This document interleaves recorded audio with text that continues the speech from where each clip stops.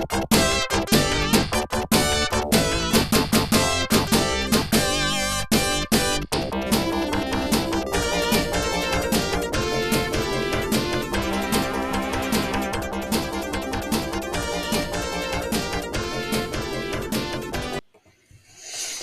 everybody, welcome to topic 10.1 here in Unit 10 for Electricity and Magnetism, AP Physics C. This topic is going to be very much, very similar to a review. We talked about some of these ideas back in Unit A when we just talked about electrostatics, but this is going to be specifically focused on conductors. Yes, I know we mentioned conductors back in Unit 8 as well, but this is a little bit deeper dive into that. Don't forget, we're also going to be kind of meshing this with capacitors and dielectrics, which use conductors as a way to, create an electric field. So some of the diagrams, you'll actually see them as capacitors, as opposed to like a point charge or the arc of charge or the infinite sheet of charge, which really what a capacitor consists of is two infinite sheets of charge. Okay, so some things to remember about conductors. Right? For some reason, there we go. It says, remember, ideal conductor is a material in which electrons are able to move freely, right? So remember, it's not when you have a negatively charged object, it's not that the protons have left, it's just the electrons have moved, that they've shifted to align with, the rules, right? Opposites attract, likes repel. Where on the other hand, with positively charged, right? It's not that the protons have moved to the surface. What happens is the electrons have moved away from the surface, right? Or they've created a deficit, right, of electrons. All right, so when a conductor, again, electrostatic equilibrium is what we want. Okay, sorry, I had the eraser. So when that happens in a conductor, the charges will kind of move around, right? Those electrons will move to a way to align with that opposites attract and likes repel principle. So when you have a conductor that is a negative net charge, right? You have an excess of electrons, which means remember, electrons are the ones that are allowed to move, right? It says it right here what an ideal conductor is, right? Those are the objects or the subatomic particles that are allowed to move. If you're moving protons around, you're really just splitting the nucleus of the atom, which is a completely different thing than what we're talking about here in electricity and magnetism. All right, and now if a conductor has a positive net charge, right, that means it's going to be deficient of electrons, right? So they're going to move away, right, from the surface. And so you just essentially, it gets modeled as a positive charge carrier, right? And again, on conductors, all that charge, and you can see it in this picture, right here, all the charges are on the surface. Okay, so they've shifted around, they've pushed the negatives to the inside and the positives have been pushed, right? So they're essentially leaving the positive charge lying on that surface. Okay, so excess charges are going to move to the surface and they create a state of equilibrium, electrostatic equilibrium.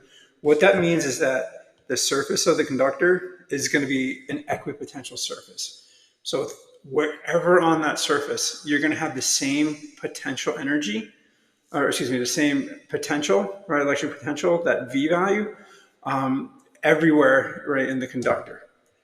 Okay, big point about this, because they will try to trick students with this, right? This is the important thing, right? Inside a conductor, there is no electric field. Okay, and so they will try to confuse you guys on, AP or on a free response question where it may say like, hey, here's the situation. You have a conductor or you have an insulating material on the inside, a gap of air, and then a conductor on surrounding as a shell.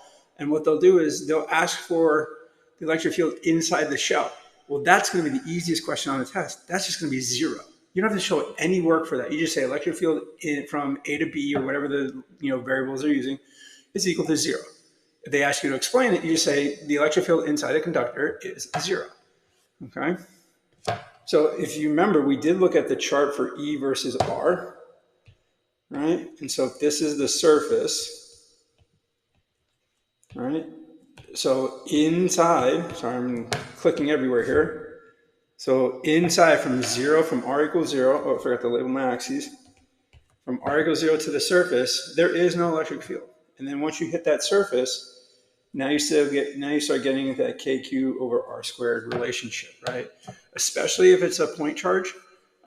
If you have the other configurations, then you have to do a little Gauss's law, or you have to do doing some integral stuff with that kq over r squared equation.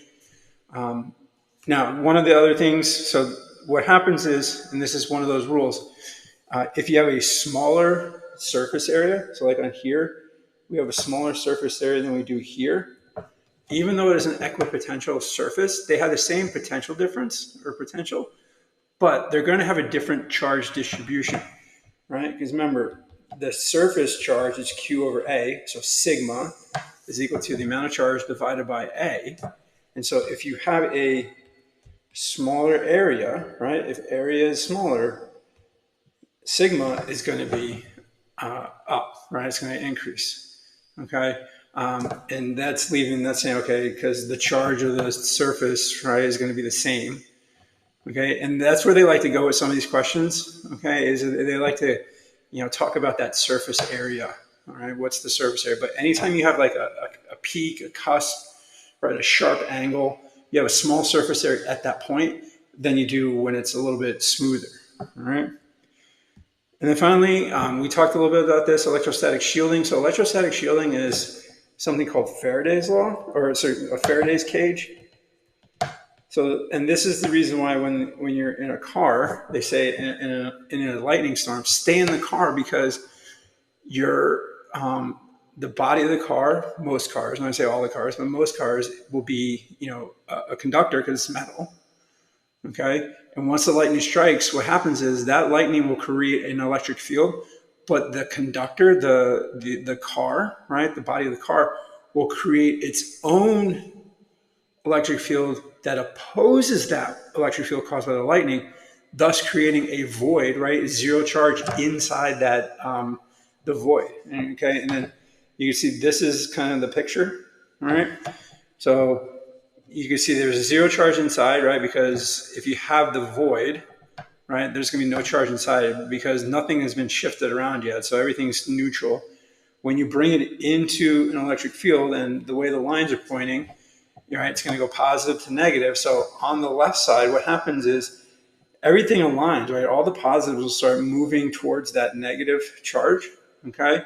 Thus creating an opposite electric field to cancel it out, right? So the surface, right, or the material will create an electric field that points in this direction, right? And what happens is it cancels it out, creating, right, that zero charge inside that void. And sometimes in some cases, right, the RFID blocking technology will use that too, right? Because the electrical impulses that are coming towards a phone will create, they put them in these pouches, or metallic material, and essentially it's the same thing that happens in that picture we just looked at. Okay, the electrical signal will come in, create an electric field. The metal inside would create a void, right? An area where there's zero charge, which means there's nothing going into it. Okay, it's like it's blocking it, and then and thus not allowing that signal to pass, right, or even to come out. Okay. All right, so let's look at an example problem. Here we have a solid, unchanged conducting sphere of radius 3a containing a hollow spherical region of radius a. A point charge plus q is placed at the common center of the spheres, taking v equal to 0 as r approaches infinity. The potential at position r equals 2a. Okay, I'm wondering if that was a typo. It could be 3a, all right? We'll just call it 3a because a lot of the numbers, right? So the potential at position r equals 3a from, sorry, let's just say from the center of the sphere is equal to what? Okay, so there's a couple ways you can tackle this problem. You can do this as a point charge. I mean, that's probably the easiest way. So I'll show you a couple different ways.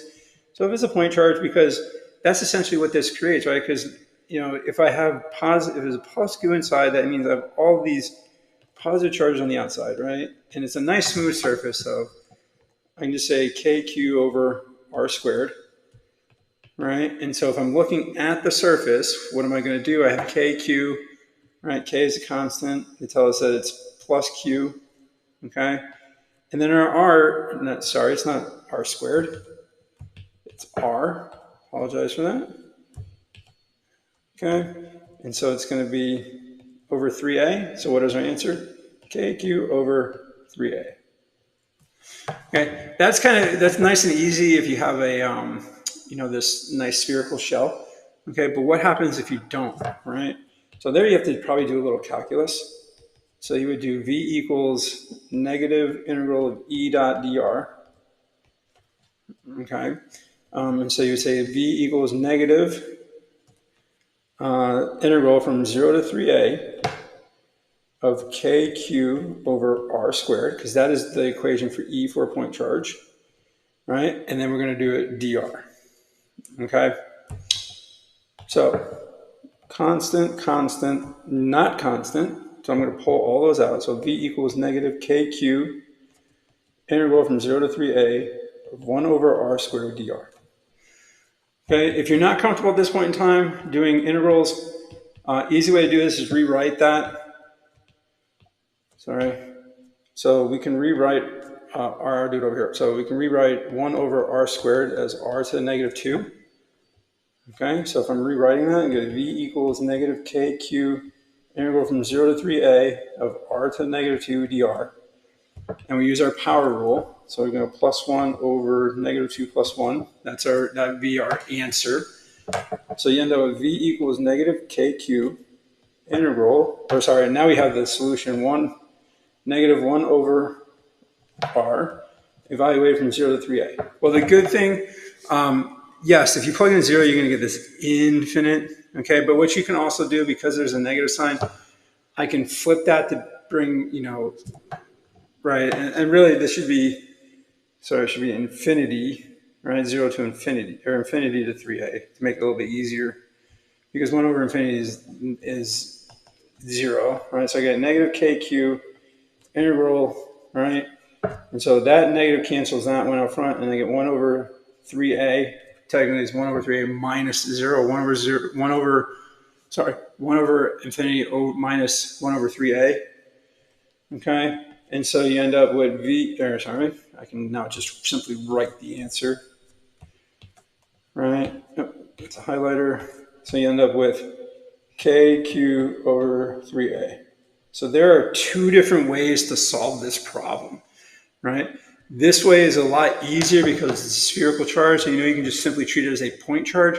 The one off to the right, sometimes I'm asking you, show us more examples using calculus. So there's a calculus version.